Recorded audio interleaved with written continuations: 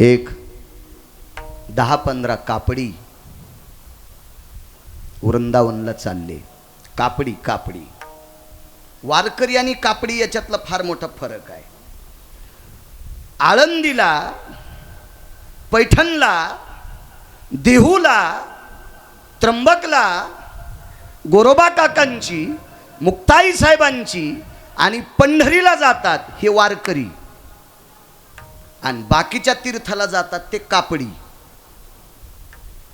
वारकऱ्याच्या यादीत येऊ शकत नाही, ते कापडी आहेत. मी नाही सांगत, मोठ्यांचं वाक्य, ते कापडी आहेत, कापडी आहेत. आणि ही 5-50-100 काय कापडी असतील, ही द्वारकेला वृंदावनला चालली. चुकून शब्द आला, वृंदावनला चालली. 4-4:30 वाजलेले. 2-2.5 तासाच्या नंतर सूर्यास्त होणार. अंगीकार ज्यांचा सांगतोय, देवानं स्वीकार केला की कामच संपलं. मधल्यानं किती बी ओरडू द्या, हो, किती ओरडू द्या, किती ओरडू द्या, किती ओरडू द्या, काही विषय नाही. हत्तीवरनं एक राणी उतरली. महाराणी होती ती, एका पातशाहीची राणी होती. तिला 40-42 किलो सोन्याची आब्दागिरी बसायला होती. अंबारी, आब्दागिरी चुकून बोललो, अंबारी बसायला होती. आणि तेवढ्या सोन्याच्या अंबारीत बसणारी राणी हत्तीवरनं खाली उतरली. शिबीर ठोकल्या गेले आणि तिचं दुपारचं जेवण वगैरे झालं. तिने आराम केला आणि 4-4:30 वाजता राधे कृष्ण, राधे कृष्ण, राधे कृष्ण असा नामाचा उच्चार करीत काही कापडी वृंदावनला चालले होते. ती लगबगीनं बाहेर आली. प्रधानजी, जी साहिबा. बाबाजी, ती राणी होती मुघलांची बायको. मुघलांची बायको 6 पातशाहीपैकी एका पातशाहीची पत्नी होती. प्रचंड श्रीमंत होती ती, मुघलांची राणी होती ती. तिचं नशीब इतकं गोड होतं, तिचा प्रधान हिंदू होता. आणि बुद्धिवादी लोक चांगल्या माणसांना सोबत ठेवीत असते, इतकं मात्र लक्षात ठेवा. हो. माऊली महावैष्णव आणि नामदेवराय ज्या वेळेला तीर्थयात्रेला गेले, तीर्थावळीचं प्रकरण वाचा ना, तर त्या तीर्थयात्रेमध्ये एका मुस्लिम राजानं गाय कापली होती आणि ती ही जिवंत करून द्या. त्या मुस्लिम राजाचा भरतबुवा प्रधान होता, चारुकीर्ती नावाचा प्रधान. तोही हिंदूच होता. राजा मुसलमान आहे पण प्रधान मात्र हिंदूच आहे. त्याचं नाव आहे चारुकीर्ती. ह्या प्रधानाचं नाव सांगत नाही, तुम्ही घरी गेल्यावर पान इचकांते 3x6चं डपडं. तुम्ही लोकांना चॅटिंग करीला इचकेतात, तुला वाढदिवसाच्या शुभेच्छा. सकाळी त्याला बायकोनं लाल होस तर हाणलंय आणि त्याला वाढदिवसाच्या शुभेच्छा दे. तू सुंबळ्या, तू रूम न्यान हानीन. कशाला कोणाच्या घरचं लोन घे, तू फुकट आहे. उघडा ते उघडा टप्पर, त्याच्यात तुम्हाला सापडेल. हिंदू प्रधान. प्रधानजी बोली राणी साहिबा. मोठी व्यक्ती होती ती. मुजरा केला. हे कौन लोग है, कौन काफिर है? साहिबा, ये हमारे हिंदू के लोग आए. बोले तो कापड़ी है, वृंदावन जा रहे हैं. काय के वास्ते? आता ती राणी होती. आओ, जास्त बिड्या त्याच्या खिशात आहेत का? त्यो आयटीन चलो तू. म्हणलं इतका काऊन आयटीत चालायला? इळभर कोण्या दुकानावर जायचं काम नाही त्याला. इतका फुगीरपणा, बिड्याचा कट्टा खिशात असला तो इतका टेकीत, इतका टेकीत. आणि एक जण म्हणलं असं काऊन पंजाब चालायला? काय नाही म्हणलं, त्यानं मला चुना मागितला होता. अरे बापरे. म्हणजे ज्याला चुना मागलाय, काय काय हो चुना लाव्या. इतका इतका फुगला तू. महाराज, ती सोन्याच्या अंबारीत बसलेली बाई होती. एका प्रांतातल्या राजाची पत्नी होती. ती सुद्धा राणी होती, मुस्लिम होती. पण काय करायचं आपल्याला, कोणाच्या जाती होती. आपलं दुरुस्त करावं. लोकांचे कुपट्या कशाला पेटवायच्या? आपलं दुरुस्त करा. आपल्यातले नालायक शोधानं करणे पाखांड खंडन, हेची आम्हा करणे काम, बीज वाढवावे नाम. बरेच लोक घरच्या पैशाच्या साबणा आणायच्या आणि दुसऱ्याचे कपडे कुचित बसतू. आणि मग म्हणला लयच मळ निघला, पी आता. तुला कोण सांगितलं नालाय का दुसऱ्याचे कपडे धुवायला? विठाला विठाला.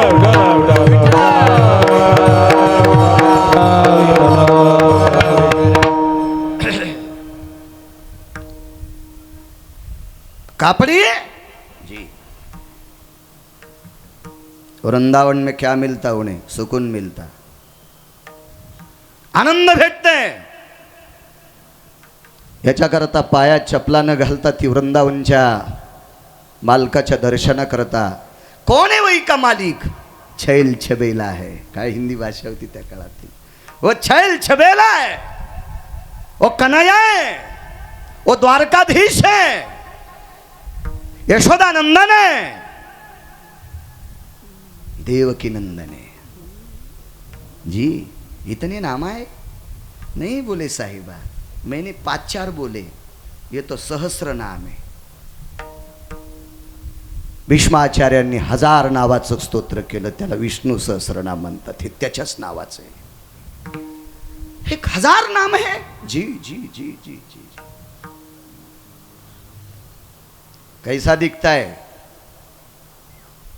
मी वर्णन करू शकत नाही, प्रधानानं सांगितलं। देखने की ताकत क्या है? वश कर लेता है।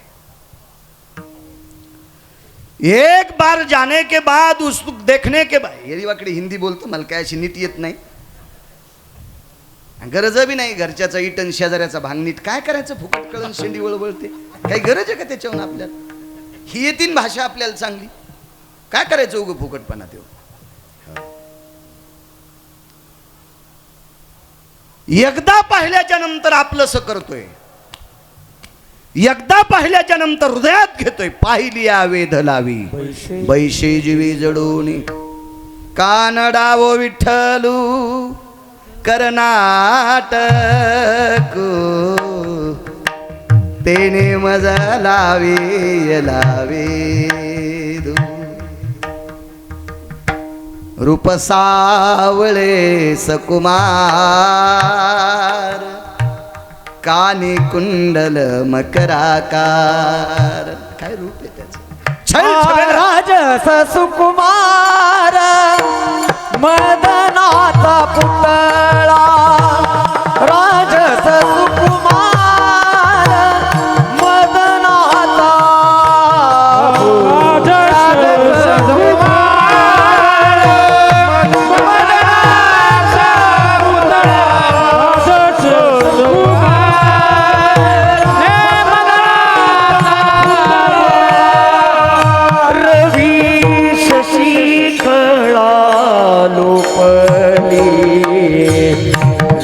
शशी कळा लोपली, कस्तुरी मळवाटा चंदनाची होळी, कस्तुरी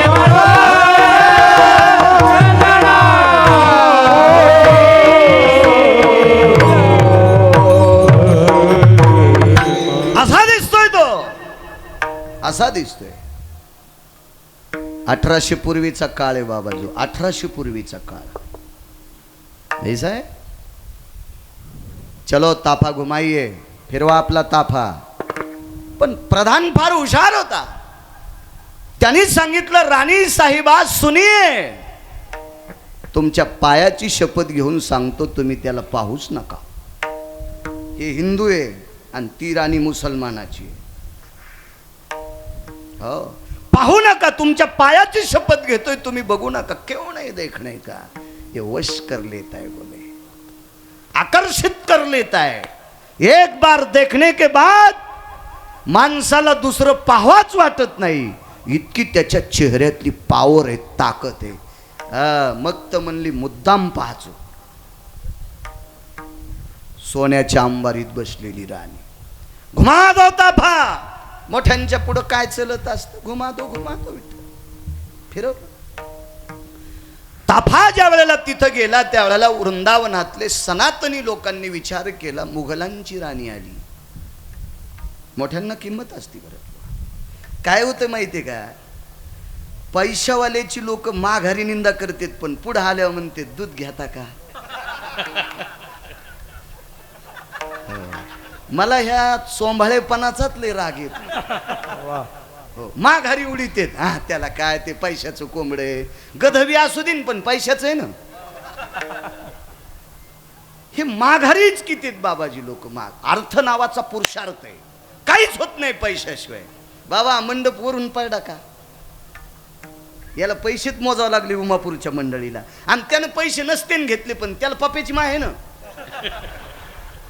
आ पप्याची माय म्हणजे कळाली ना भरत बुवा, त्यालाही काही आहे का नाही, पैसे लागतील. त्याच्या विरोधात नाही गप्पा करा, तुम्हाला भेटत नाही हा भाग सोडून द्या, पण पैशाच्या विरोधात नाही. अर्थ नावाचा पुरुषार्थ आहे बुवा. पिंडावर जर रुपये नाही ठेवला तर पिंड समर्पित होतो का? लाल टोपी येईन तुम्हाला. वेदानां भूषित भयो मी जज्ञिरे पिंडो लुप्त भया यत्पूर्णां सर्वामिद्यायं हरिद्राभवस्थितो अक्षदंच महत्पुण्यं पवित्र पापनाशना तत्राविनाशदगरो भवजायते मिद्यायां जवाग्राक्षदां तिलाग्राक्षदं रक्तचन्दं समर्पयामि आरक्तपुष्पं समर्पयामि अंगुष्ठादिस्नानभो हिरण्यमुद्रास्ततमुद्रायाम् अर्थो स जायते पिण्डान् पुनिताः नैवं गांजाकसं लिखितम्. हे का गांजा फुक्यान लिहिलंय का मला सांगा बरं. अहो मेल्या पिंडावर पैसे लागतील, कशाला त्याच्या विरोधात गप्पा करायच्या. हा नालायकपणाचा कळस आहे. महाराज मुघलांची पत्नी आहे बाबा, पण श्रीमंत राजाची बायको आहे. पाय गाड्या टाकल्या लोकांना हत्तीला, बाबा हत्ती त्याच्यावर अंगीकार ज्यांचा सांगतोय. देवानं स्वीकार केला की राजे पुन्हा तळमळ करायचंच काम नाही, काहीच ताण घ्यायचं नाही देवानं. मी तुम्हाला एक सांगू का, ज्या बाईचा नवरा शिस्तीत येत असतोय तिनं उगा येडेवानी करायचंच नाही. एक बाई एका बाईला म्हणत होती, बाई तो नवरा घोंगडीवानी दिसतो. एक बाई एका बाईला म्हणत होती, तो नवरा कसा घोंगडीवानी दिसतो. 5-6 महिने तिने ऐकलं. शहाणी होती न ती, अति शहाणी नव्हती ती, नुसती शहाणी होती. 6 महिन्याच्या नंतर ती थोडीशी म्हणली, बाई माझा नवरा घोंगडीसारखा दिसू द्या, पण दिवस माळायच्या आधी पिशी घेऊन घरी येतो. तो सिनेमात नाचायच्या सारखा आहे, पण संध्याकाळी पोरं बस स्टँडवर उचलून आणतात, कोण्या मुतारीपाशी झोपलेला आहे. आपल्यावर इतका काय करायचं त्याच्या रंगारूपावून, पण तो मानतोय ना, मालक आहे तो, त्यानं स्वीकारलाय ना कुटुंबाचा व्याप. तसा जगाचा बाप जर आपल्याला मदत म्हणत असेल तर मधल्या गहिल्या गुंग्यानं कशाला डोकं लावायचं ना, ऐकायचं सुद्धा नाही. पाय घड्या टाकल्या. काय कामे रानी साहिबा, ये छैल छबेला कोई तो भगवान है, ये सब लोग आते उनको देखने के वास्ते आ रही है जी. पूजा पाठ चालू आहे, आटपल्याच्या नंतर बघा. पण तिनं स्वतःकडे बघितलं बाबाजी की तिथं आलेल्या प्रत्येक महिलेचा पोशाख वेगळा होता आणि हिचा सगळ्यात वेगळा होता. बाबा आपण वेगळ्या पोशाखातली व्यक्ती एकटीची थालोत, आता नेमकं काय करायचं. पण चला आजच्या दिवस बघून घेऊ. आणि द्वारकेला वृंदावनला पडदा हटवायची पद्धत आहे. देवाला शृंगार करतात आणि पडदा असा बाजूला केला की प्रसन्नपणाने लोक देवाला बघतात, कारण की रूप सजवतात, तसं देवाला सजवतात.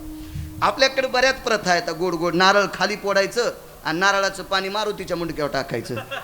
लय प्रथा आहेत ना आपल्याकडे. लय किती महाराज मेल्यावर सुधरतेन तर सुधरू लोक.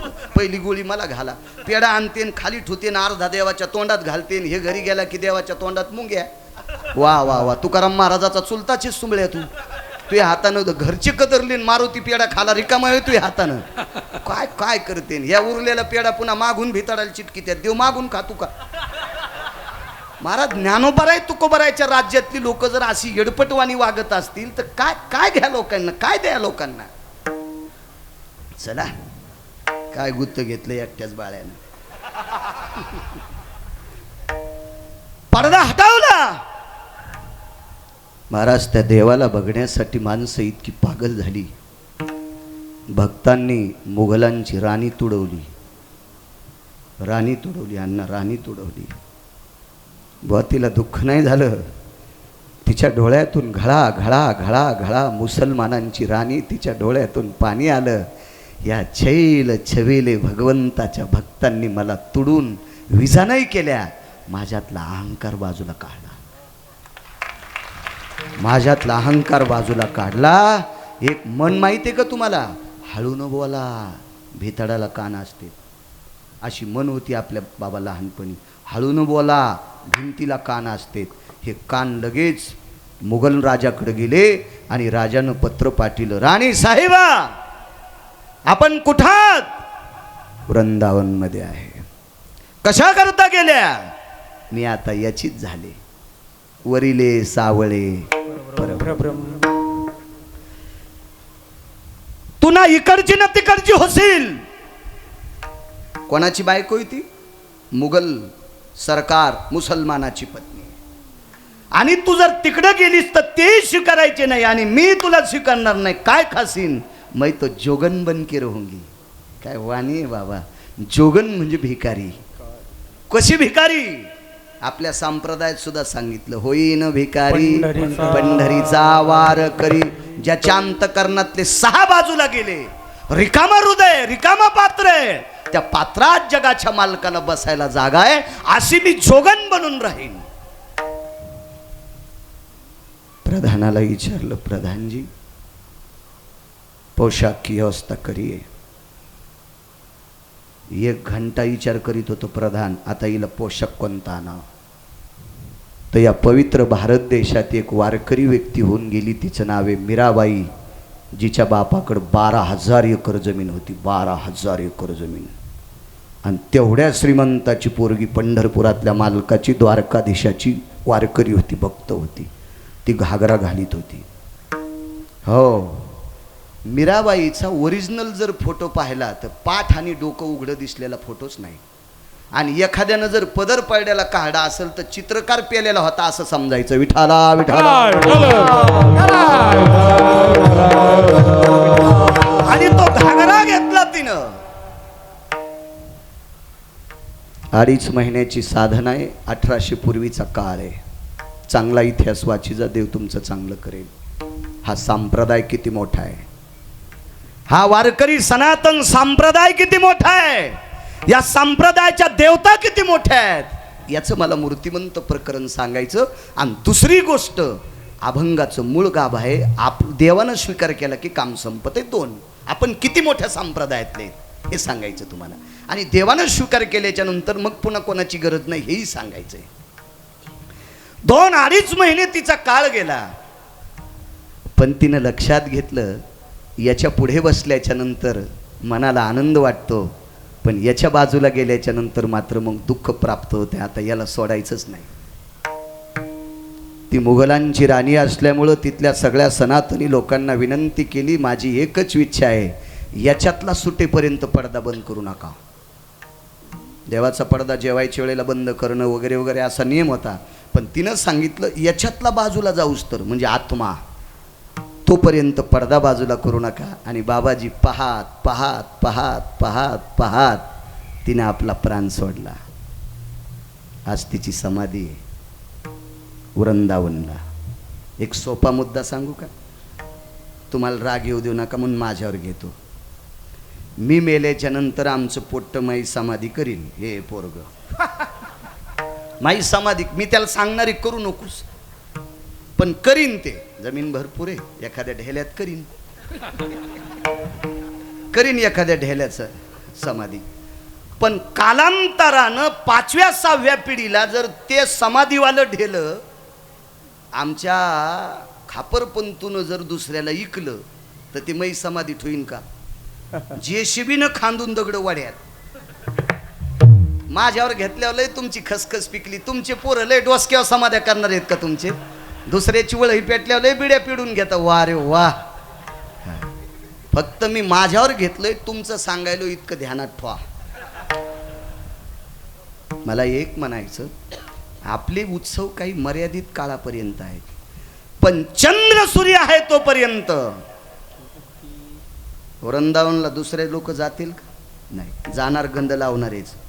पण प्रत्येक गंध लावणारा व्यक्ती कृष्ण परमात्म्याच्या दर्शनाला गेला की तिच्या समाधीहून चलत जातो. तिने लिहून ठेवलं मृत्यूपत्र, देवाच्या दर्शनाला जाणाऱ्या रस्त्यात माझी समाधी करा. का का का? कारण या छैल छवेल्या कृष्ण कन्हैयाच्या दर्शना करता येणाऱ्या पवित्र कापडी असो आणि महाराष्ट्रातला गेला की वारकरी असो, या वारकऱ्याची पायाची माती माझ्या अंगाला लागावा. चंद्र सूर्य आहेपर्यंत तुला ते सन्मान प्राप्त होते. कोण मोडू शकतं भरत बुवा ही परंपरा? नाही. का? तिला पंढरपुरातल्या मालकानं आपलंसं केलंय.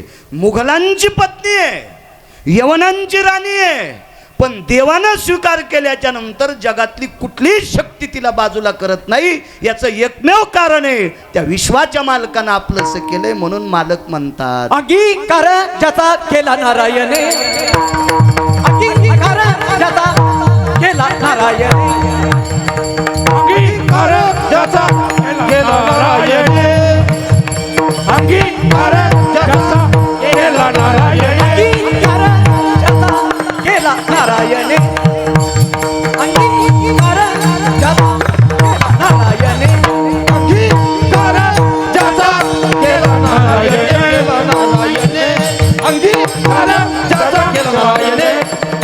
निंदितेने वंद्य केले, निंदितेने वंद्य केले, अंगीकार ज्याचा केला नारायणे, अंगीकार ज्याचा केला नारायणे. निंदते वंद केले, निंदते वंद केले, अंगीकार ज्याचा केला नारायणे, केला नारायणे, केला नारायणे, केला नारायणे.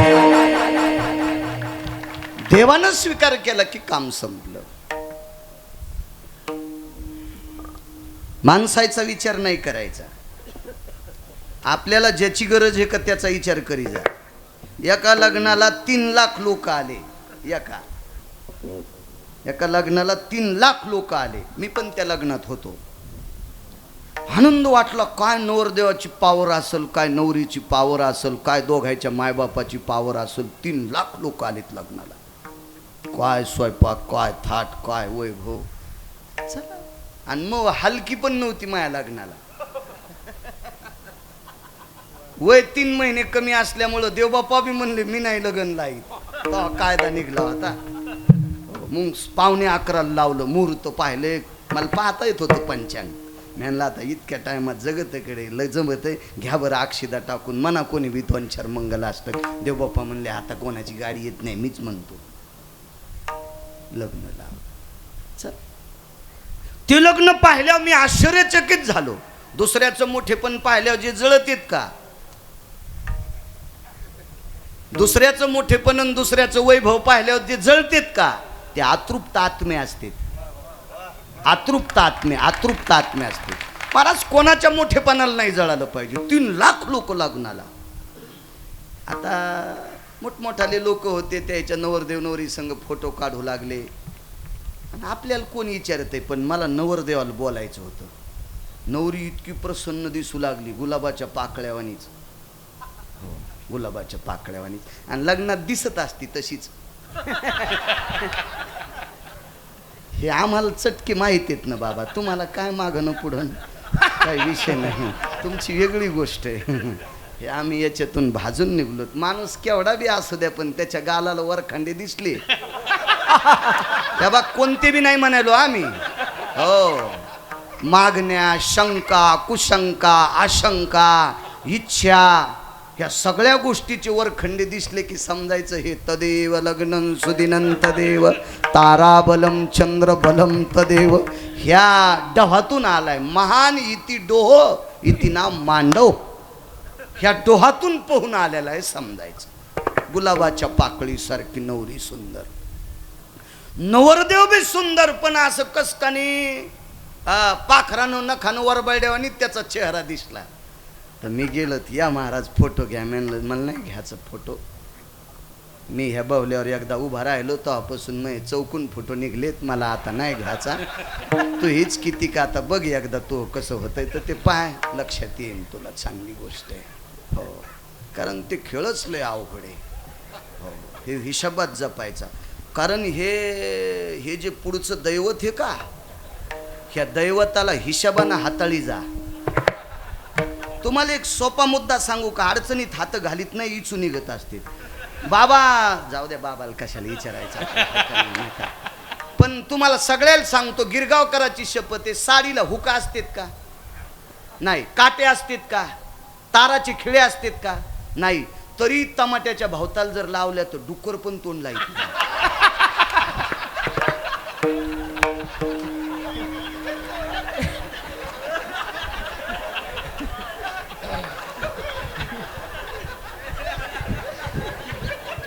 बाबा ज्यायचं त्यायचं बोललं की खसखस पिकती बरं, त्याच्यासारखं व्हावं लागत. नाही तर आधी चिंतन सांगितल्यावर जसे सकलादी बाबाला कापायला न्यायचे असे बसले होते. विठाला विठाला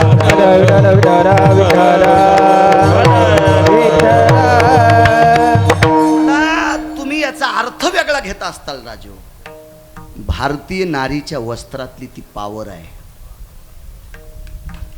भारतीय नारीच्या वस्त्रातली ती पावर आहे भरत, पावर आहे. म्हणून या देशाची ओळख या देशाचा पुरुष नाही, या देशाची स्त्री आहे.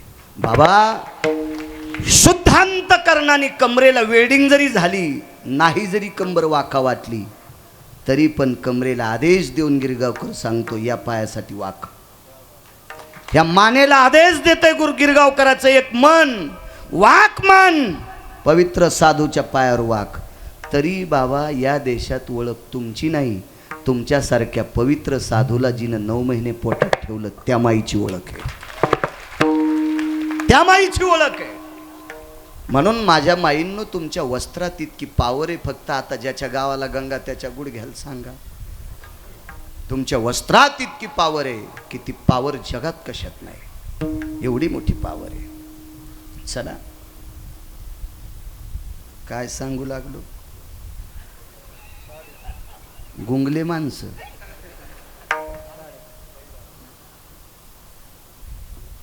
काहीच मिळ नाही तुम्हाला कशाचाच. हा लग्नाला गेलो त्या नवरदेवाला म्हणलं मला काय फोटो काढायचा नाही, हळूच कानात म्हणलं तो चेहरा कसा असा वरखंडलेवानी झाला. 3 लाख लोक आले, इतका स्वयंपाक केला पोरीच्या बापान, चुलीत जाऊ द्या म्हणलं. म्हणलं काय झालं, नवरीला रात आंधळ आहे. आणि म्हणलं असू दे ना, काय असू द्या, संध्याकाळी आल्यावर धरून न्यावं लागन.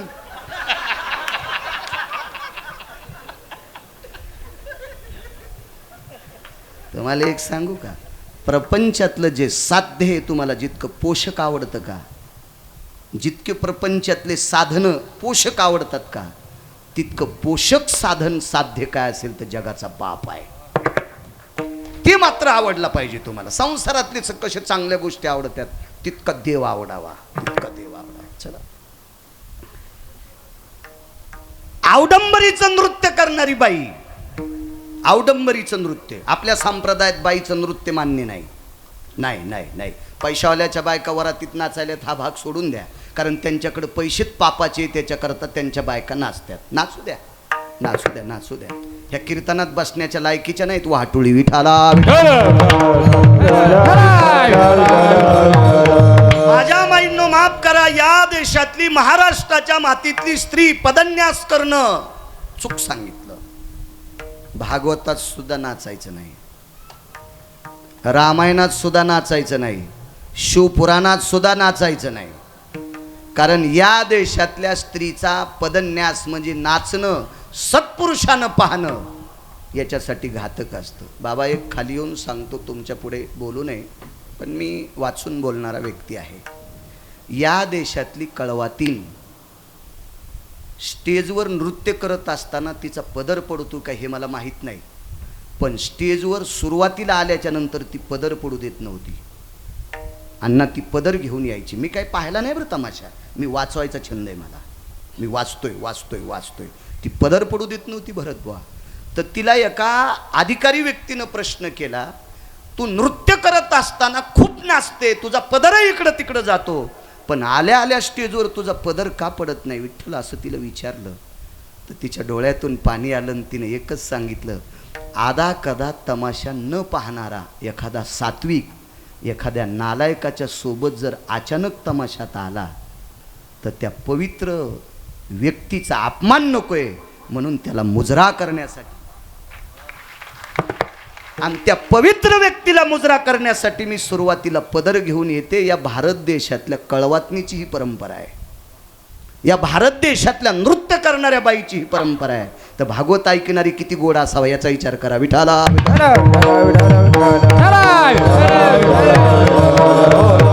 महाराज, हा संप्रदाय फार मोठा संप्रदाय. या संप्रदायात कोण्याही कठाळ्याची गरज नाही. या संप्रदायात कोण्याही कठाळ्याची गरज नाही. 40 वर्ष चुकीचं पाणी पिलं. 41व्या वर्षी पंढरपूरला गेला. चंद्रभागेचं स्नान घेतलं, पुंडलिक रायाचं दर्शन गेलं आणि घाटावरनं वरी जात असताना एक जणाच्या दंडात माळा अडकिलेल्या होत्या. कमरेच्या गुढ्यातले आठाने काढे, 50 पैसे काढे आणि त्याला देऊन टाकले आणि त्याच्याकडनं एक माळ घेतली, विटेवरच्या मालकाच्या पायाला लावली, विटेवरच्या मालकिनीच्या पायाला लावली, ती माळ गळ्यात घातली. 18 वर्ष झालं त्या व्यक्तीच्या पुण्यतिथीला 20,000 लोक जेवते. मी त्याच्यातल्या 3 पुण्यतिथीचा साक्षीदार मी आहे बाबा. तिथं 3 कीर्तनं मी केले. 20,000 लोक दरवर्षी पुण्यतिथीला जेवतात आणि त्या व्यक्तीनं 40 वर्ष रंगारंगाचं चुकीचं पाणी पिलं. पण वारकरी संप्रदायात ताकद किती.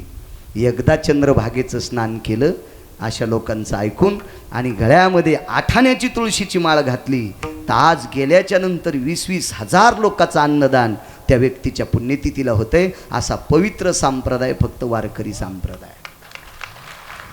पण काय झालं माहितीये का, ज्याच्या इथं वाघीण दूध देती त्यानं पण शेळी पाळली. म्हणलं वाघीण दूध देती त्याच्यात चपात्या खातू, मग शेळी कशाला. म्हणजे बब्याला ऊन लागल्यावर त्याच्या कानात दूध टाकायचं, शेळीच घालू त्या बब्याच्या. काय मूर्खपण आहे. वाघिणीचं दूध खाणाऱ्याला कुठं दूध ऊन लागत असते का. मूर्खपण आहे. ज्ञानोबराय तुकोबरायचा परमार्थ अमृताला लाजविल इतका मोठा परमार्थ आहे. आपण त्या संप्रदायातली माणसं आहेत. माझ्या माईंनो, तुमच्या चपलाला स्पर्श करून तुम्हाला प्रणाम करतोय. तुमच्या चपलाला स्पर्श करून तुमच्या चपला सगट कपाळाचं आणि नाकाचं कातड घासेपर्यंत तुम्हाला वंदन करतो. याच्याकरता वंदन करतोय. या देशातली संस्कृती तुमच्या ताब्यात आहे, बापाच्या नाही, माईच्या ताब्यात आहे. माईच्या ताब्यात आहे, बापाच्या नाही, माईच्या ताब्यात आहे. मी किती वेळ देत असेल भरत बुवायाला. त्याची आई त्याला जास्त वेळ देऊ शकते. माझ्या माईंनो, आपल्या मुलीला, आपल्या मुलाला, आपल्या नातवाला, आपल्या नातीला सुसंस्कारित करण्याची ताकद तुमच्यात आहे. माझ्या माईंनो, तुमच्यात आहे. म्हणून तुम्ही चुकीचे पावलं उचलू नका. ही तुमच्या चरणी गिरगावकराचा दंडवत आहे. चला, औडंबरीचं नृत्य करणाऱ्या बाईची कन्या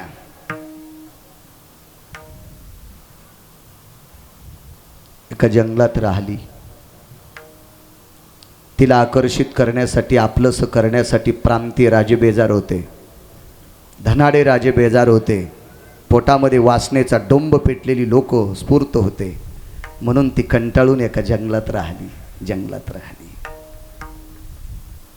नशीबवान होती महाराज, पुण्यवान होती माझ्या माईंनो.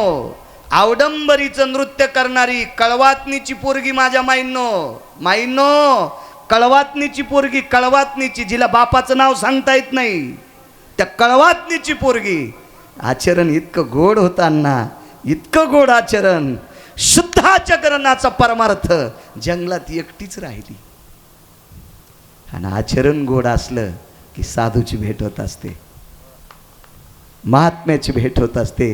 आणि त्या सामान्य मुलीच्या जीवनाचं आचरण गोड होतं. तिला माऊली महावैष्णव ज्ञानोबरायांची भेट झाली.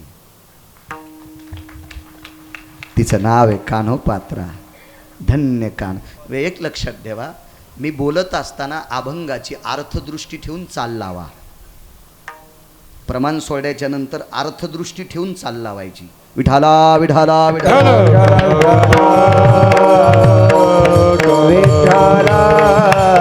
कारण आपल्या संप्रदायामध्ये गाता किती जरी चांगलं येत असेल तरी निळामने नवरस देख जानती गायक विरळातो.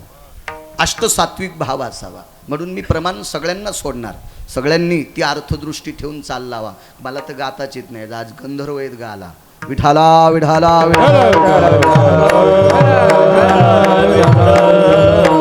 ज्ञानोबरायची भेट झाली. ज्ञानोबरायचा पुरुषार्थ भक्तीचा पाहला. सूर्याच्या प्रकाशाला लाजवील इतकं तेज होतं. महाराज, चांगल्या चांगल्या पैशावाल्याला नाचवायची ताकद जिच्यात होती, वाकवायची ताकद जिच्यात होती, ती फक्त ज्ञानोबरायच्या पुढे वाकली. दंडवत केला. वाकणे म्हणजे दंडवत केला. आणि ज्ञानोबराय होते महाराज. माय कोण आपण? मी वारांगणेची कन्या आहे. वा. वा वा वा वा. काय काम आहे माय? काही नाही.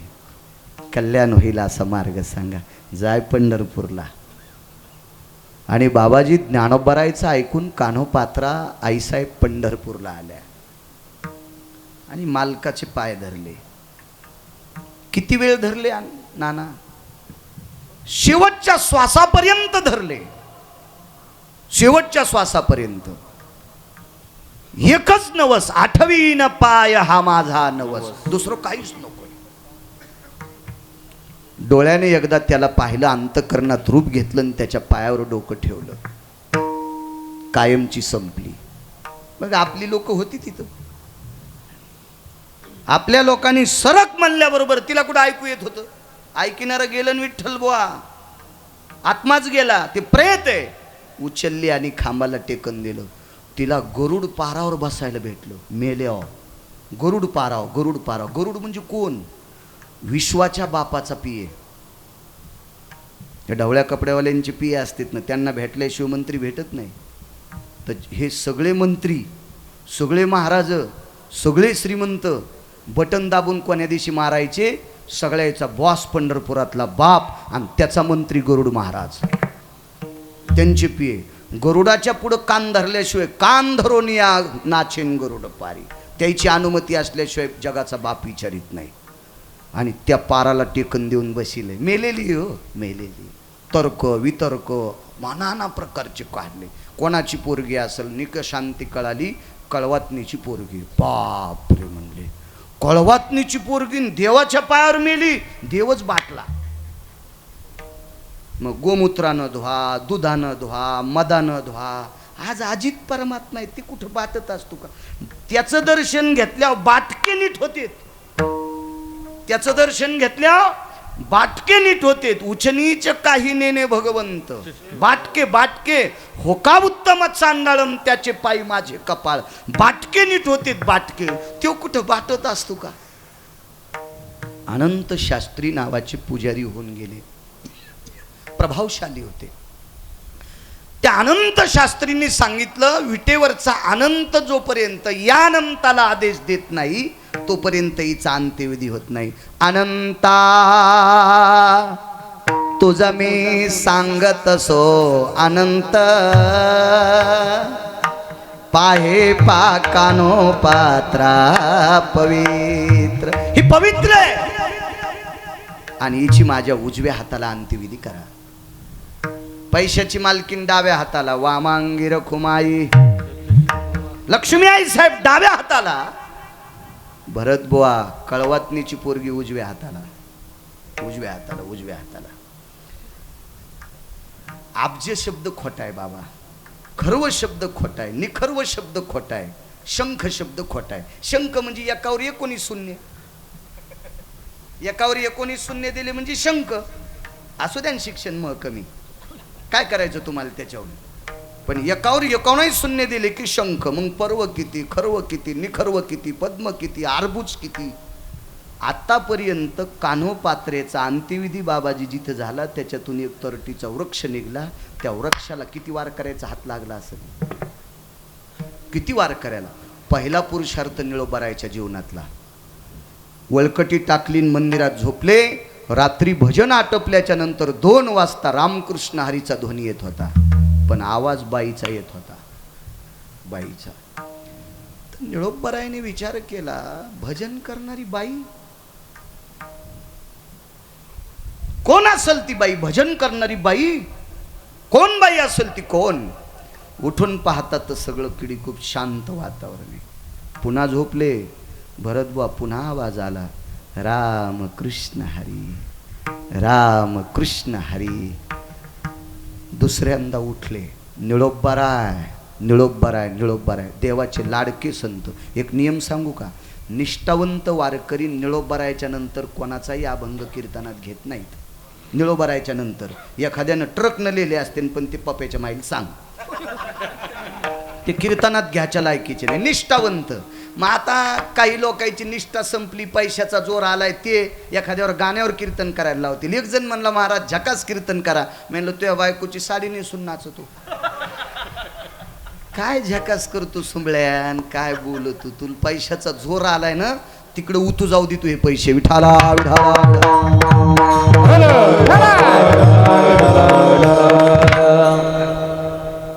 आवाज आला.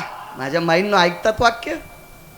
हे माझ्या माईंनो, महाराज तिसऱ्यांदा ज्या वेळेला निळोबाराय झोपले त्यावेळेला झाडाच्या बुंथ्यातून एक पाण्याचा थेंब कपाळावर पडला. कपाळावर पडला.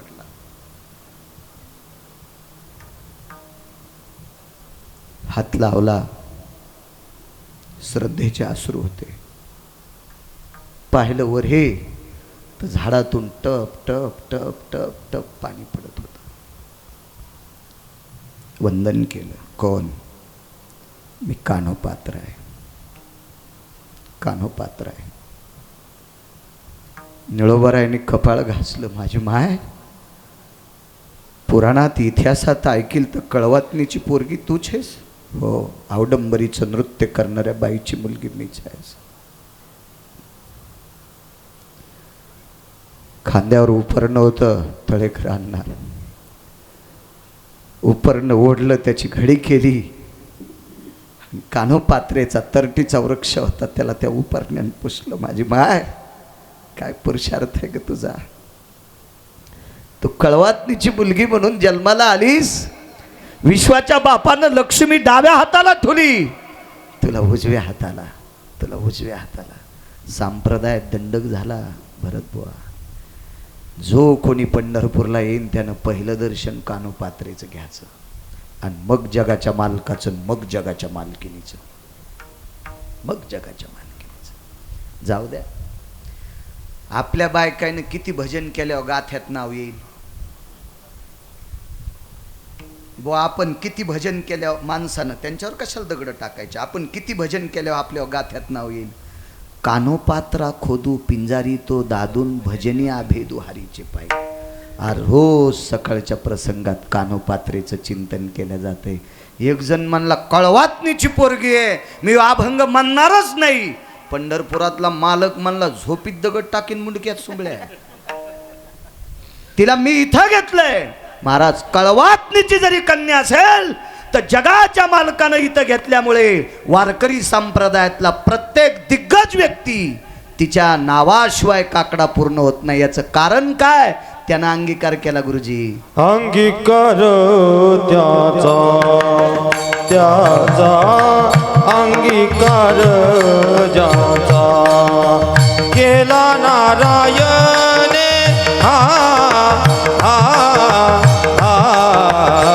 अंगीकार ज्याचा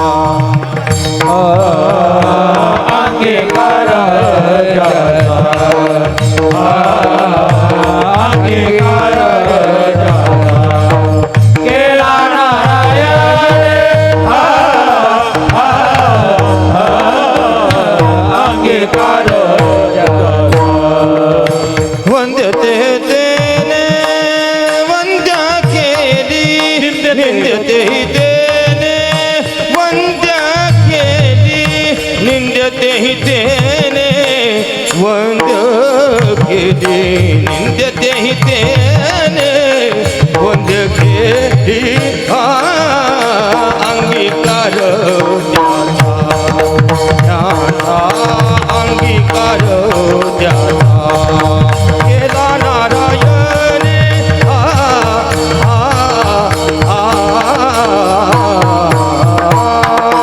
अंगीकार त्याचा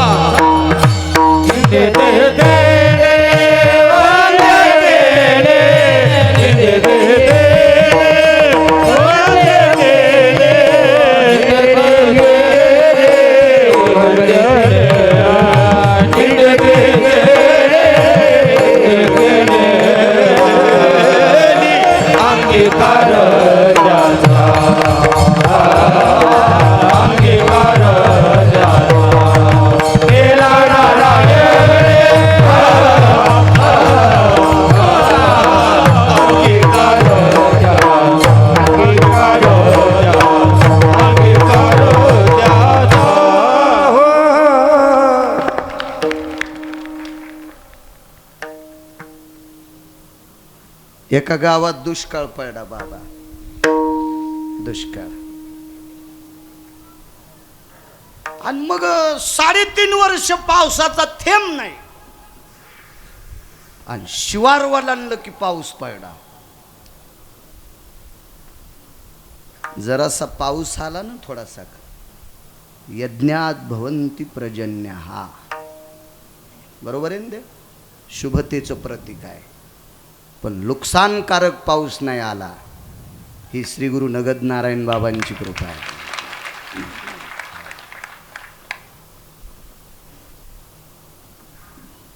फक्त काय माहिती का, दारडा तूप चोपडा असते, पण गुरुजी तुम्ही खाल्लं की 2-3 दिवस तुमचं भजन पण बंद करते, इतकं चोपडा असते. म्हणून लय चोपड्याच्या नादी लागायचं नाही. गावरान तूप कमी तेलकट असते, कमी चोपडा असते, आहे का नाही? रोजच खातोस तू. तू काय इरीच्या बाजूलाच घर येतो. पण गुरुजी त्याच्यात पोषकता आहे. मला एकच म्हणायचं, चांगल्यांच्या पुढे वाक जा. हा तुम्हाला प्रणाम आहे, माझा मुजरा आहे तुमचा. कपाळ घासून प्रणाम करतो चांगल्याचं. एक सांगू का राजेहो, पाणी जर चुकीचं पेलं तर उलटी संडास होईल. तळेकरांना डॉक्टर आहेत शिल्लक, बाबाजी आपल्याला नीट करायला डॉक्टर शिल्लक आहेत. पण साधू जर चुकीचा भेटला तर पिढ्याने पिढ्या मातीत जातात, इतकं मात्र लक्षात ठेवा. साधू चुकीचा भेटता कामा नये. महाराज कळवातनीच्या पोरीला ज्ञानोबराय भेटले, चंद्र सूर्य तोपर्यंत जिवंत. काय पुरुषार्थ आहे महाराज, साधू भेटावा. 3.5 वर्षाचा दुष्काळ, पाऊसच नाही गावामध्ये. मग तर्क वितर्क, आता पाऊस नसल्यावर यज्ञ होत असतात का? कशात करायचे? गहू नाही, ज्वारी नाही, बाजरी नाही, मका नाही, तुरी नाही, उडीद नाही, मूग नाही, भुईमूग नाही, काहीच नाही. आणि शिवाराच्या बाहेर ज्याची ज्याची शेती आहे का, त्या पिकू लागल्या. नुसती शिववालांली की, पण गावात मात्र पाऊस. एक महात्मा आला त्या गावामध्ये बाबाजींसारखा, आणि महात्म्यानं मारुतीरायचं दर्शन घेतलं तर मारुतीराय रडत होते. डोळे पाझरले मारुतीरायची. पाषाणाची मूर्ती होती पण डोळे पाझरले. कारण आपल्या देवतेमध्ये, संप्रदायामध्ये देवाचा आकार दिल्याच्या नंतर त्याला पाषाण म्हणायचं नाही. एक पुरावा आहे, पाषाण म्हणू नये लिंगा. एकदा पिंड तयार झाली ना, तो दगड नाही, ते भगवान देवादिदेव शिवशंकर आहे. तिथं मात्र आपलं डोक्याचा तर्क वितर्क लावायचा नाही. मारुतीरायाची प्रतिमा आहे ती. जगातल्या भगव्यातला 2 संन्यास सांगितले आपल्याकडे बाबा. हे जे कपडे आहेत हे भीष्माच्या परंपरेतले आहेत, पितामह भीष्माचार्यांच्या परंपरेतले आहेत. आणि हे कपडे, तुमच्या डोक्यावरचा फेटा हा मारुतीरायाच्या परंपरेतला आहे. 2 परंपरा सांगितल्या, एक भगवी आणि एक पांढरी परंपरा. तो दोघंही अधिकारी आहेत. महाराज मारुतीरायासारखा संन्यासी होणे नाही आणि भीष्माचार्यासारखा ब्रह्मचारी होणे नाही. विठाला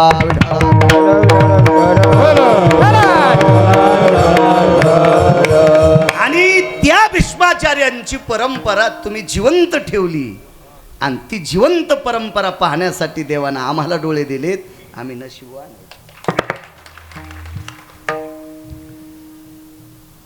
मारुतीरायाचे डोळे भरून आले. त्या साधकाने विचारलं, रुदंतिको भवा, आपण कशा करता रडता?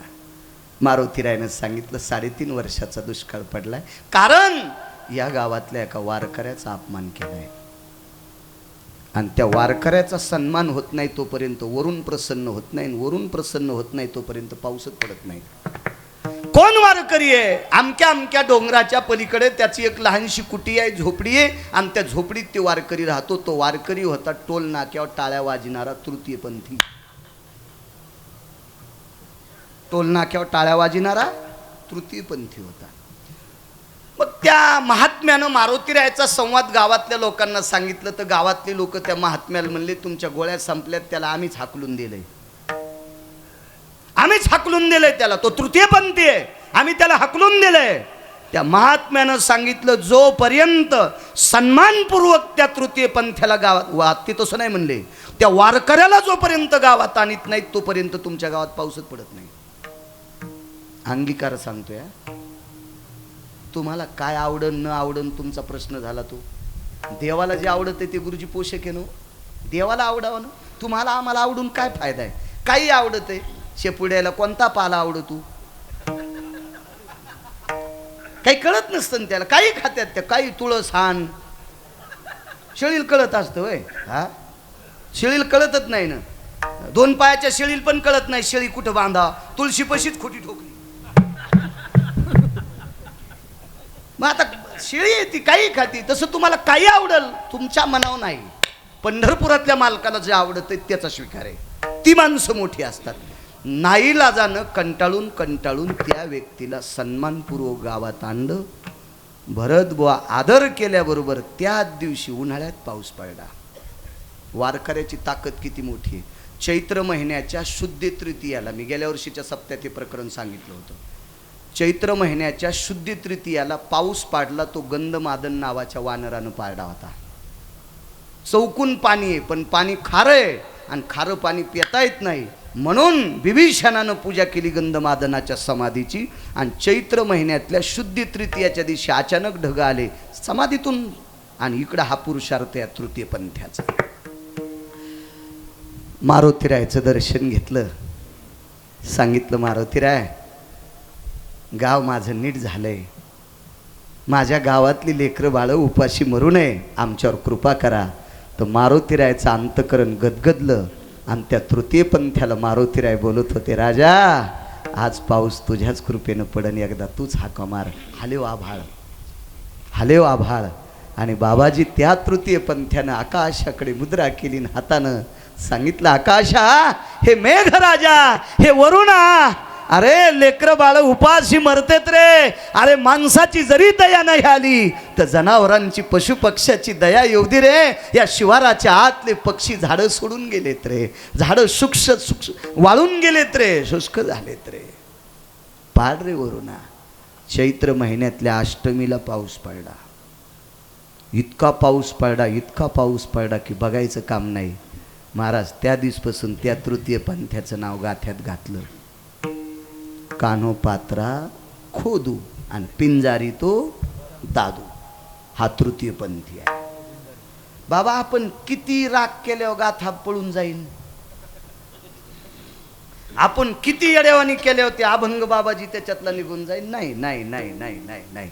आपण कोरड्या हिरीत जरी जीव द्याला तरी तो तृतीयपंथी सूर्यचंद्र आहे तोपर्यंत प्रसिद्ध आहे. कारण त्याचं नाव घेतल्याशिवाय काकड्याची पूर्ण आहुती होत नाही.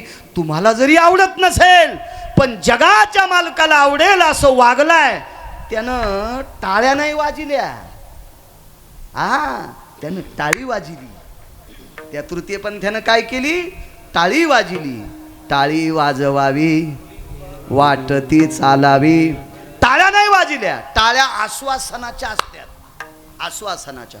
तुमच्या गावाला असा रोड करील की त्या रोडवर खसखस वाळू घालता येईल. खसखस कळते का तुम्हाला? अनारशाला येते ती खसखस. असा रोड करील की त्या रोडवर खसखस वाळू घालता येईल. दुसरा म्हणला त्याचं जाऊ द्या, तेल सांडलं तर भरून घेता येईल. असा रोड करतो, असा रोड करतो. आणि दोघं मरूस तर गावात आले नाही पुन्हा. आणि खालच्यानं मनगट दुखूस तर टाळ्या वाजल्या. ह्या आश्वासनाच्या टाळ्या. आणि उद्धाराची असती ती टाळी असती. उद्धाराची असती ती टाळी असती. जीवनभर तुम्ही आम्ही याच्या पलीकडे सांगू झुका गुरुजी, संजू गुरुजी. घरातल्या मायबापानं हाकलून दिलेला तृतीयपंथी. पण आज गाथ्यात त्याचं नाव आहे. का? पंढरपुरातल्या मालकानं स्वीकार केला म्हणून. अंगीकार जाता केला नारायण.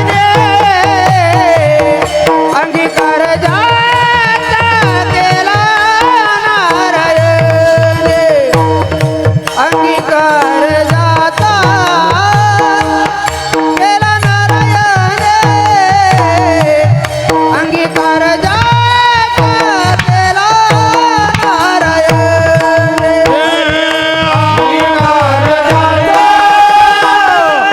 केला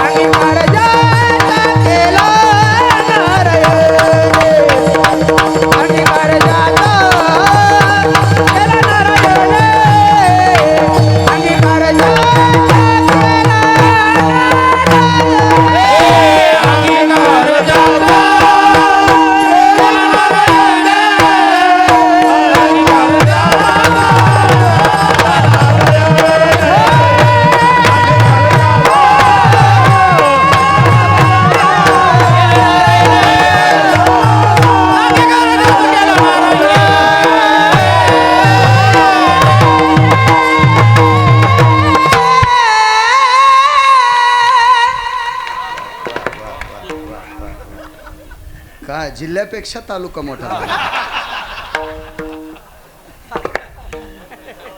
ए हरी भाऊ, आता तुम्हाला प्रमाण सोडतोय. वारकरी संप्रदायातला कीर्तनकार स्वतंत्र नाही. 1 आणि 2 या लोकांच्या बिरड्यात बांधलेला आहे. एक कीर्तनकार म्हणला मलाच लय गाता येतो, कौरव पोंगाने हानी तू सुंबळ्या. अरे तुला एकट्यालाच गाचं तर बसून गाय ना. कंबर बांधायची असेल तर यांना किंमत द्यावंच लागेल. कंबर बांधायची असेल तर यांना किंमत द्यावंच लागेल. महाराज वारकरी संप्रदायातला मृदंगाचार्य म्हणजे प्रत्यक्ष इंद्र, आणि वारकरी संप्रदायातला भजन्या म्हणजे गंधर्व आहे. आणि इंद्र आणि गंधर्व येतात का त्यावेळेला नारदाला नाचता येते, म्हणून ही गादी नारदाची. विठाला विठाला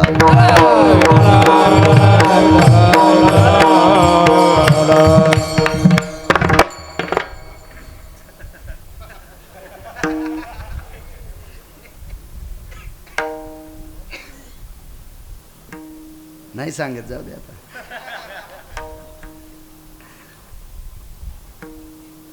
राजा सोन्याच्या पात्रात नैवेद्य घेऊन गेला बाबा देवाला.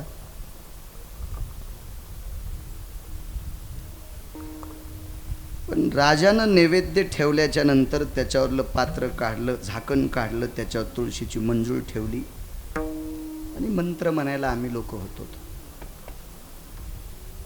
गुडा शर्कराय सर्वस्थितो घृते यज्जायते तत्रान्मिश्रित भव पुण्यां जठरानलो तृप्तावसायां नैवेद्यं समर्पयामि सदजधजद्निरे भयस्थितं मद्यं सुधा अतो भयजति मदिजति जायं सुधि छन्दाना भयव्याप्तिशं विष्णुर्भययति छन्दपरा घृते भवयति सिञ्चन भवे गुडा शर्कराय दशं लुप्तावसवय जठरानलों तृप्तावसवय सर्वप्रिया रसनं प्रियं यज्जायते प्राणमेव च सतं यथा दुर्व्यं भवयति सुगन्धिभयं प्रसादरस्तुं तञ्जायते प्रसादरस्तुं तञ्जायते प्रसादरस्तुं. मंत्रोच्चार करण्यासाठी मोठी मोठी लोक होती. प्रसाद उडा शर्करा नैवेद्य. नैवेद्य ठेवला झोका गुरुजी. पण राजानं नैवेद्य ठेवायच्या अगोदरच देवाचं तोंड भरलेलं बाबा, तोंड भरलेलं. राजा होता तो. पुजारी जी, देवाला काल जीव घातल्याच्या नंतर तुम्ही सकाळी स्नान घातलं नाही? हो म्हणले. आंघोळ घातली, पितांबर बदललाय, देवाची कपडे बदलली, देवाला चांगल्या कपड्यानं पुसून काढले. मग काल खाल्लेला भात कस काय जिभेचा तोंडाचा बाजूला सरकला नाही? ओठ कस काय भरकेत? पुजाऱ्यानं विचार केला, देवाच्या ओठाला अजून भात? मी तर सकाळी 2 घंगाळभर पाण्यानं उष्णोदक स्नानम समर्पयामी शुद्धोदक स्नानम समर्पयामी सुगंधी द्रव्यम त्याच्यात सगळं टाकून सगळं स्नान घातले, पण भाताचे कण ओठाला कस काय? राजानं सगळ्यांना सांगितलं, उद्यापासून तुमची ड्युटी बंद. संध्याकाळी दुपारी निरोप लागला 3-4 वाजता. राजा महाराज, पुजाऱ्याचा दोष नाही, तुमच्या अगोदर एका माऊलीनं नैवेद्य ठेवला होता, एका स्त्रीनं नैवेद्य ठेवला होता. तर पुजाऱ्यांना विचारलं, नैवेद्य घेऊन कोण आलतं? आतापर्यंत आपल्या देवाला तुमच्या व्यतिरिक्त नैवेद्य नाही. तुम्ही जर गावाला गेले तर तुमचे पुत्र घरी नसतील तर प्रधानजी याच्या व्यतिरिक्त कोणीही देवाला नैवेद्य ठेवत नाही. कोण्या बाईची ताकद आहे देवापुढे नैवेद्य घेऊन यायची? कोण सांगतंय? साधा माणूस होता मळकट कपड्याचा. त्यानं सांगितलं, ती तुम्हाला दिसत नाही, ती घरूनच जीव घालती, घरूनच जीव घालती. आणि मग निकषांती मुद्द्यावर येतो. अंगीकार ज्यांचा केला नारायणे. 2 मुद्दे सांगतो मग पूर्णविराम. मग मला पुरा.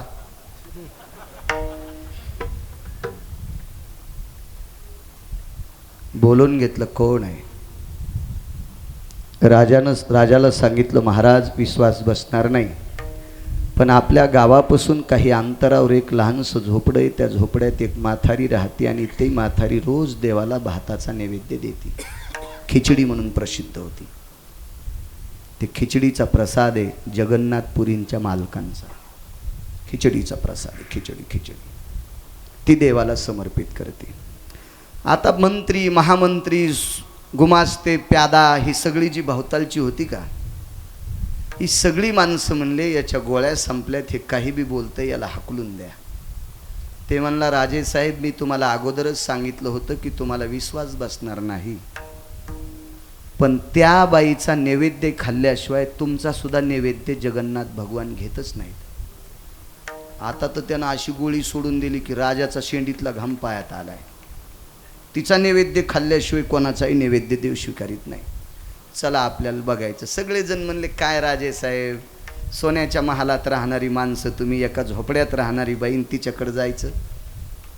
राजानं सांगितलं, अरे देवाच्या तोंडाला भाताचे कण होते, पुजाऱ्यानं सांगितलं 3 घंगाळ पाण्यानं स्नान घातलंय, चांगल्या कपड्यानं देवाचा चेहरा पुसलाय, देवाला पुसून काढय, आणि नैवेद्य ठेवायच्या आधी देवाच्या ओठाला खिचडी लागते, याचं सिद्ध हाच आहे आपल्याला. कोण ती बाई आहे? बोलून घेतलं तिला. मोठमोठाले लोक, भवतालचे मोठे फुगरी चोट असतात, हो भिकार चोट असते, ते म्हणले राजेसाहेब तिथपर्यंत जाचच नाही, तिलाच आपल्या घरी बोलून घ्या. मग आता तिला बोलले म्हणल्यावर तिला पालखी पाठिली. ती म्हणली मी पालखीत बसणारी नाही. मग ती काठी टेकीत दिवस माळाला. आणि ते म्हणले आता नैवेद्य, म्हणले रातच्या खात नाही, नैवेद्य उद्या सकाळी देव घेईल, आणि आता रात्री मी तुमच्या इथं कुठं नैवेद्य. तर बाबाजी, राजाच्या घरी चूल सोन्याची, भांडे सोन्याचे, सरपण कसं सोन्याचं आणता येईल? राजाच्या मंत्र्यानं गंगेच्या पाण्यात लाकडं बुडून वाळिले. काष्टा पवित्रो शुद्धो स्थितम गंगो दकायाम शुष्क काष्टा स्थितो हो. वाळलेली लाकडं गंगेच्या पाण्यात बुडून वाळवली, आता ती शुद्ध लाकडात सोन्याच्या चुलीत घातली. पण तिनं सांगितलं, बेजार होऊ नका, सोन्याच्या चुलीवरची खिचडी जगन्नाथ भगवान खात नाही. राजा म्हणला, काय अवघडच काम झालं या बाईचं. तुझ्या आजची खिचडी खातो हो, माझी खाल्ल्याशिवाय जगात कोणाचाही नैवेद्य घेत नाही. मग कधी? ती म्हणली, त्याच झोपड्यात शिजवावं लागती. राजा म्हणले, शिजून आण. तुमच्या महालात खात नाही, ते तिथंच खातो, तिथंच खातो. नाईलाजानं राजा, गुमास्ता, प्यादा, मंत्री, महामंत्री, सुमंत्री, प्रधान हे सगळे जण त्या झोपड्यात कुठं बसत आहेत. राजाची बायको पैठणी नेसलेली, त्या काळातली मोत्याची झालर, सोन्याचा जर, चांदीचा जर, तिची पैठणी आता इकली तर 2 मोरंड्या इकत भेटतील 36 एकरच्या. एवढी साडी तिच्या अंगावर. पण ती बाई मथारीच्या झोपड्यात अशी वाकून, हो त्या काड्या अडकल्या का तिच्या झिपुटीला, हो चट इचारलेलं इचकलं, ते तुंबा बांधलेला ते चट इचकाला तिचा. हो आता इचारण्याच्या लय पद्धती आता बापा, लय इकून कोंबडं, तिकून पाखरू, इकून कावळा, इकून खोपा, लय लय लय पद्धती वेगळ्या. कशा हसत्यात बघा ना. दुनियादास महाराजांचं एक पद होतं बाबा. ही लोक अधिकारी लोक होते. राष्ट्रसंत तुकडोजी महाराज, राष्ट्रसंत दुनियाजी महाराज, दुनियादास महाराज गोड बोलायचे. 4 पट्टे साडी नेसे लुगड, मागून काढी कोंबड. 4 पट्टे साडी नेसे लुगड, मागून काढी कोंबड. कपाळाला कुंकू नाही दिसे घुबड, कपाळाला कुंकू नाही दिसे घुबड. सांग सांग पोरी नान्न लागन का गोड, सांग सांग पोरी नान्न लागन का गोड. हे दुनियादास महाराज म्हणायचे. काय वर्णन केलं या लोकांनी महाराज, किती वर्णन, किती वर्णन. आता कशाला पदर घ्या, आता कुठं उड लागायला तुम्हाला. घेत जा माझ्या माईंनो, पाठ झाकून घेत जा. तुमच्या चप्पलला कपाळ घासेपर्यंत प्रणाम करतो. हा कीर्तनाचा पुरुषार्थ आहे, हा भागवताचा पुरुषार्थ आहे, हा रामायणाचा पुरुषार्थ आहे, हा शिवपुराणाचा पुरुषार्थ आहे. ज्या बाईनं नवऱ्याची इच्छा पूर्ण व्हावी, त्या दिवशी माणूसच प्रांतात मेला नाही, तिनं स्वतःच्या शरीराचं जोहार केलं. त्या शिवभक्ताची पत्नी सुद्धा डोकं भरून पदर घेती. भगवंतानं तिच्या बांगडीची दुसरी बाई तयार केली, पण ती पदर घेत होती. तिचा नवरा दुकानातून साडी आणत होता ना, त्या साडीला दुकानातच पदर होता, घरी आणून लावायचं काम नव्हतं. इतका मोठा पुरुषार्थ होता. चला किती बोलायचं आपण. योग असा आला राणी सुद्धा मध्ये, राजा सुद्धा वाकून मधात, मुकुट पडला हो त्या झोपड्याला अडकून. बाईनं चूल पेटिली, तांदूळ 2-3 बाऱ्या धुतले. तिचे तांदूळ का क्वालिटीचे, काय साधे तांदूळ तिचे, असे धुतले.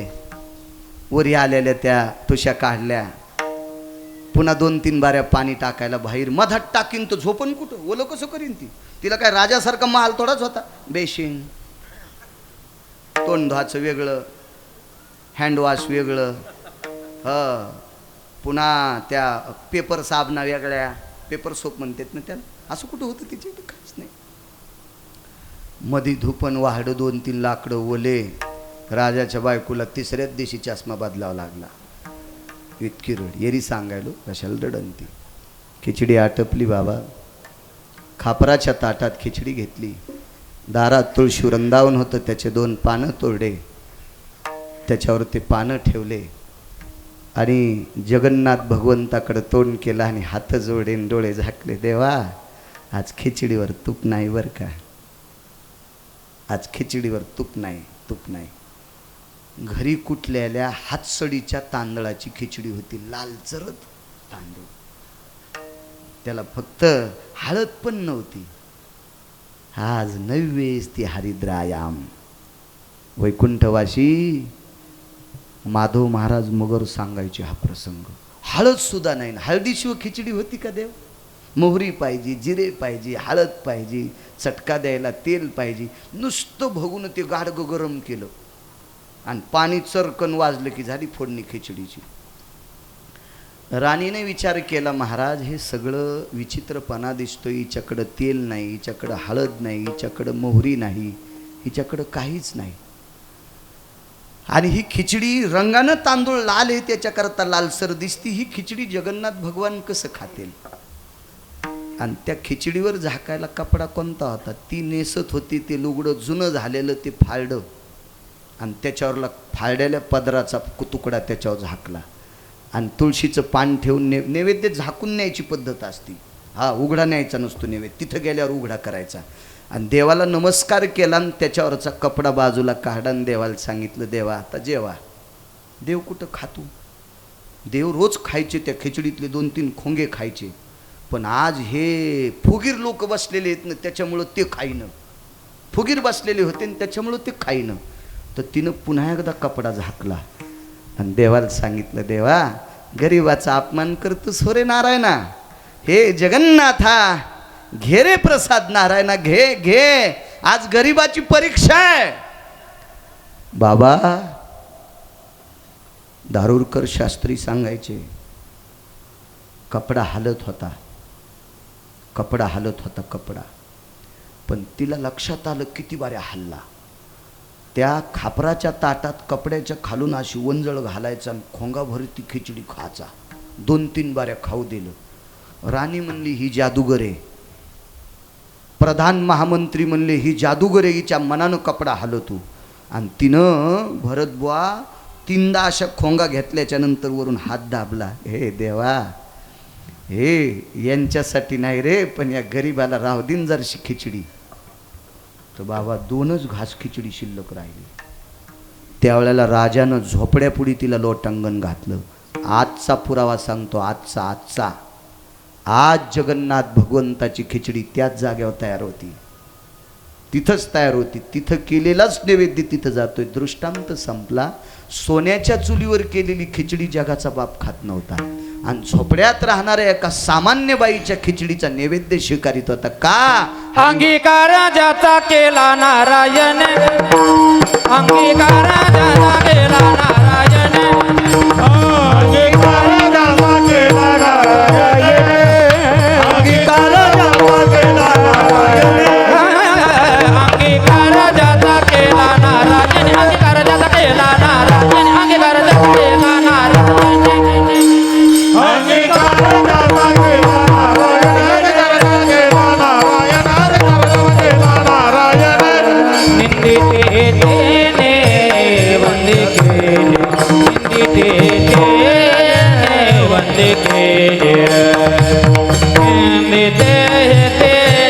वंदे केले अंगीकार ज्याचा केला नारायण, अंगीकार ज्याचा केला नारायण. नारायण नित्य देह देणे वध गेली नित्य देह देणे वध गेली नित्य देह देणे वध गेले अंगीकार दादा गेला नारायण अंगीकार दादा गेला नारायण गेला नारायण गेला नाना वेळ संपला आपला हा राहिलाय का वा वा असा मुक्कदम वरी भेटू नये विठाला विठाला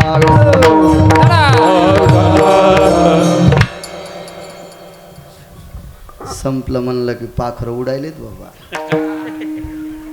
एक मुद्दा सांगतो हरिबा तुम्हाला सोडतो प्रमाण शेवटचा ऐका राजे हो कोण्याही नालायकानं आपल्याला जर मोठं म्हणलं तरी काही कामाचं नसतं ही काही कामाकरता आपल्याला मोठं म्हणत असतील पण पंढरपुरातल्या मालकानं आपल्याला मोठं म्हणावं त्याचं काहीच आपल्याकडून काम नाही त्यानं मोठं म्हणलं की काम होतंय त्यानं मोठं म्हणलं की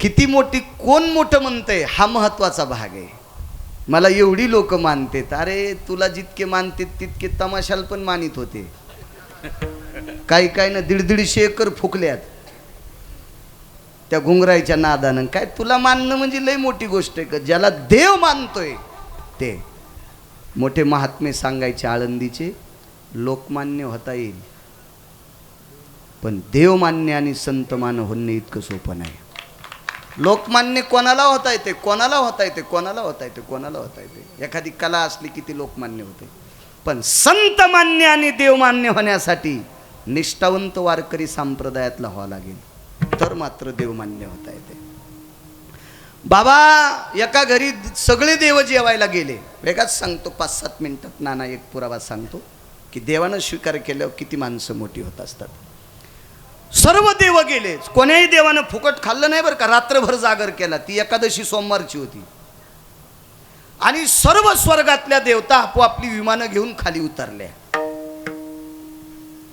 आपोआपल्या वाहनात बसून खाली आले ते मंगळवेढ्याला विमानं आली त्या विमानामध्ये देवादिदेव भगवान शिवशंकर उतरले भगवान इंद्र उतरले पार्वती आई साहेब उतरल्या ब्रह्मदेव उतरले सावित्री आई साहेब उतरल्या यक्ष किन्नर गंधर्व चारण विद्याधर लोकपाल दिग्पाळ उतरले ह्या सर्व देवता उतरल्या बोरी खाली भजन केलंय बसायला कोणाला सतरंजी नाही चटई नाही माईक नाही काय नाही पकवाद वाजवायला इंद्र भरत बुवा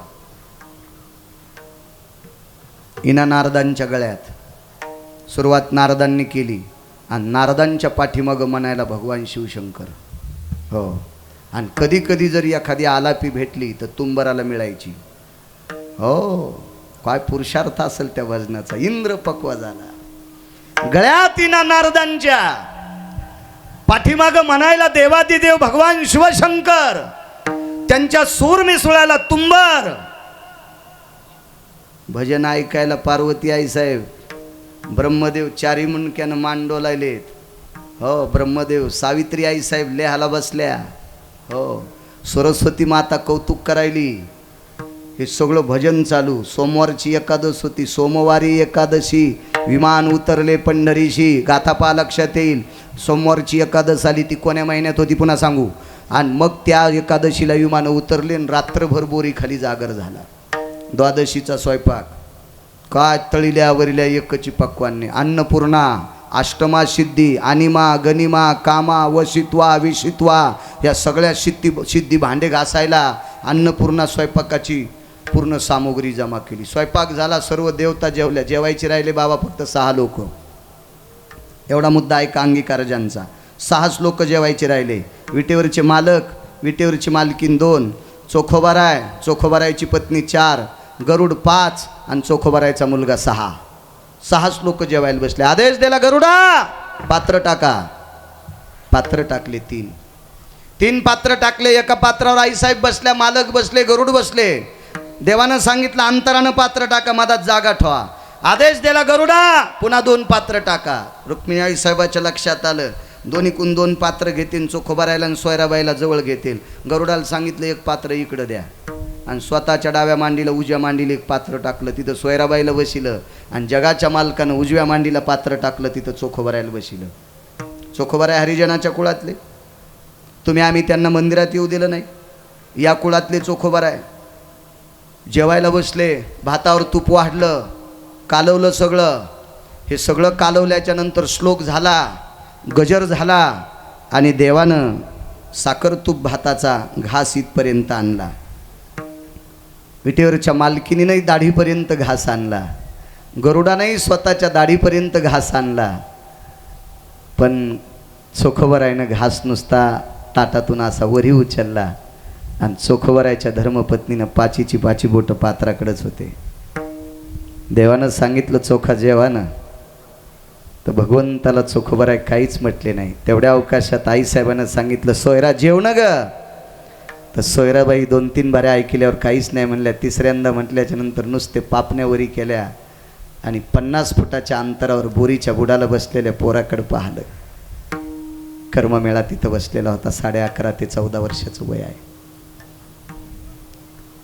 रुक्मिणी आईसाहेबाने देवाकडे पाहिलं, डोळे डबडबले, सांगितलं प्रभू कोण अशी माय आहे की जिचं लेकरू उपाशी असल्यावर ती कशी जेवण? कोण असा बाप आहे की ज्याचं लेकरू उपाशी असल्यावर ती कसा जेवण? भगवंत परीक्षा पाहत होते. देवानं मांडीवर हात ठेवला, भरका नाही, डावा हात ठेवला आणि सांगितलं चोखा जेव रे. काल दिवसभर एकादशीचा मी फराळ घेतला नाही चोखा. चोखा ह्या एवढ्या देवता तुझ्याकडे भजना करता आल्या ना चोखा, ह्या सगळ्याला पाणी द्यायला मी होतो रे चोखा. चोखा ह्या सगळ्याच्या पंक्तीला सकाळपासून मी वाढलोय रे, माझी कंबर दुखते रे चोखा. रुक्मिणी आईसाहेबानं सांगितलं सोयरा जेव ग, या सगळ्यांना तूप मी वाढलंय. सोयरा जेव ग, भूक लागली आम्हाला, आता भूक लागली. सोयराबाईनं सांगितलं आईसाहेब तुम्ही जेवा, तुम्ही जेवल्याच्या नंतर आम्ही जेवू. विटेवरच्या मालकाचं अंतकरण गदगदून आलं. डावा हात चोखोबारायच्या तोंडावरून फिरिला. चोखा चोखा बाळा मुलगा उपाशी याच्याकरता तुला जेव्हा वाटत नाही? जी मालक, जी जी जी मालक जी, मायबापजी. बाप हा शब्द चोखोबारायने प्रसिद्ध केला महाराष्ट्रात. चोखोबारायच्या अगोदर देवाला बाप कोणी म्हणत नव्हतं. जयासाठी तप धावा तो हा उघडाची पाहवा, जयासाठी यज्ञ तपन तो हा मदनाचा बाप. बाप शब्द माय बापा, इतकं गोड लेकरू आहे माझं माय बापा. भगवंता हे झाल्यापासून तुमचं भजन करतोय. उपजताची कर्म मेळान वाचे विठ्ठल सावळा. झाल्या मी याला खांद्यावर घेतलं देवा. खांद्यावर घेतल्याच्या नंतर याच्या तोंडातून विठ्ठल विठ्ठल नाव येत होतं. उपजलं त्यापासून त्याच्या जिभेवर विठ्ठलाचं तुमचं नाव कोरलेलं आहे. इतका पवित्र वारकरी माझ्या पोटी घातला देवा. माझ्या बाबांचा रानोबांचा आशीर्वाद आहे की तुझ्या पोटी चांगला पुत्र जन्माला येईल. माझ्या बाबानं दिलेला आशीर्वाद आहेत. माझ्या बाबाने जीवनभर तुमची वारी केली प्रभू. आणि असा निष्ठवंत वारकरी माझा पुत्र, त्याला उपाशी ठेवून जेवू कसा? आईसाहेबांनी सोयराबाईचे डोळे पुसले. जगाच्या बापाने स्वतःच्या पितांबरानं चोखोबारायचे डोळे पुसले. चोखा मी धन्य आहे, मला माहीत होतं तुमचा मुलगा काय. मी याच्याकरता त्याला पात्र टाकलं नाही. मला त्याला पात्रावर जीव घालायचं नव्हतं. मला त्याला स्वतंत्र जीव घालायचं नव्हतं. आणि चुटकी वाजल्याबरोबर आवाज दिला कर्ममेळा. भरत नुसते डोळ्याचे पापनवरी केले. हो ये बाळा. बाबा येत नाही कर्ममेळा. पण त्यानं त्याच्या बाबाकडे पाहिलं आणि चोखोबारायनं खुणीलं जाय बाबा, जगाचा बाप बोलवतोय जाय. आणि कर्ममेळा जवळ बोलवला. उभे राहिले. महाराज आईसाहेबाची गडबड झाली. याला कुठं बसवा, कुठं बसवा, कुठं बसवा. चोखोबारायची गडबड झाली. आपण कुठं बसवावा? सोयराबाईची गडबड झाली. आपण कुठं बसवावा? गरुडाने विचार केला कुठं बसवावा. यांच्या गडबडीत पंढरपुरातल्या मालकानं साधून घेतलं कर्ममेळा मांडीवरी. कर्ममेळ्याला डाव्या मांडीवर बसिलं. ये बाळा ये ये ये ये. देवानं स्वीकार केलं. माणसं किती मोठी होती कल्पना करा ना. स्वतःचा साखर भात आणि तूप लावलेला तो भात दाढीपर्यंत आलता. ते स्वतःच्या दाढीकडे जाऊन तोंडात जाण्याऐवजी तो डाव्या मांडीवर बसलेल्या कर्ममेळ्याच्या तोंडात गेला. पुन्हा पात्रात बुडवला. पुन्हा भात घेतला. पुन्हा कर्ममेळाच्या तोंडात घातला. बाबाजी असं एकदा दोनदा तीनदा चारदा पाचदा कर्ममेळाच्या तोंडात साखर भात तूप घातला. कर्ममेळ्याची जीभ देवाच्या बोटायला लागली. कर्ममेळाचे ओठ देवाच्या बोटाला लागले. कर्ममेळ्याच्या तोंडातली लाळ देवाच्या बोटाला लागली. 5 घास कर्ममेळ्याला खाऊ घातले आणि 6वा घास पात्रात नाही हातबुडीला. कर्ममेळ्याच्या तोंडातले बोट जगाचा बाप चाटीत होता. जगाचा बाप चाटीत होता. जगाचा बाप. त्यावेळेला यक्ष किन्नर गंधर्व चारण विद्याधर लोकपाळ दिक्पाळ चारुहास परमहंस इंद्र शची जयंत जयंती सिद्धी विनायक सावित्री ब्रह्मदेव या सर्व देवता डोळ्यातले अश्रुपुष्प समर्पित करीत होत्या. काय पुरुषार्थ आहे चोखोबरायच्या मुलाचा. काय पुरुषार्थ आहे चोखोबरायचा. महाराजा स्वर्गातल्या लोकांचा पुरुषार्थ लक्षात घेतला आणि 400 वर्षापूर्वी हा पुरुषार्थ गाथ्यात ठेवला. एका जनार्दनी आईशी चोखियाची मात आणि जेवे पंढरीनाथ त्याचे घरी. पैठणच्या मालकांनी माझ्या शांतीब्रह्मनाथ बाबांनी या गाथ्यात पुरुषार्थ लिहून ठेवला. एका जनार्दनी आईशी चोखियाची मात आणि जेवी पंढरीनाथ त्यांचे घरी. देवानं स्वीकारल्यावर काय कमी होते हरी. अंगीकार आई केला नारायण अंगीकार ज्याचा केला नारायण. हो अंगीकार ज्याचा केला नारायण अंगीकार ज्याचा केला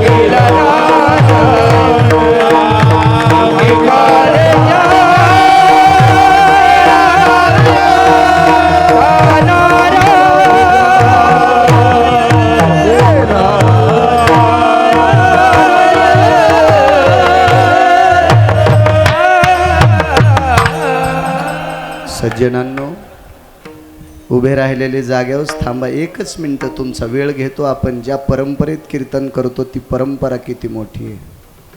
वैकुंठवासी महंत बंकट स्वामींच्या जीवनातले 2 पुरुषार्थ. इगतपुरीचा मृदंगाचार्य मृत्यू पावला त्याला उठिलं आणि निनगुरच्या पाटलाला उठिलं.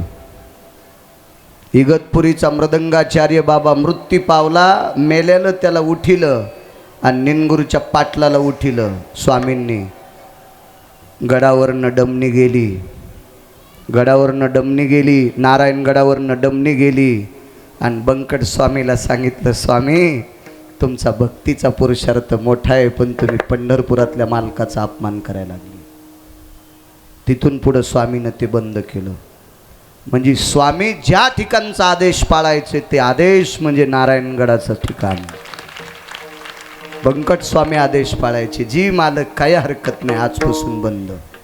काय पुरुषार्थ असेल या गादीचा आणि त्या पवित्र गादीच्या पुरुषार्थातले तुम्ही भक्त आहात. तुम्हा सर्व भक्तांच्या चरणी गिरगावकराचा साष्टांग प्रणिपात करतो. गुरुवर्य बाबांच्या चरणी नतमस्तक होतो. माझ्या वाणीला विराम देतो. विठो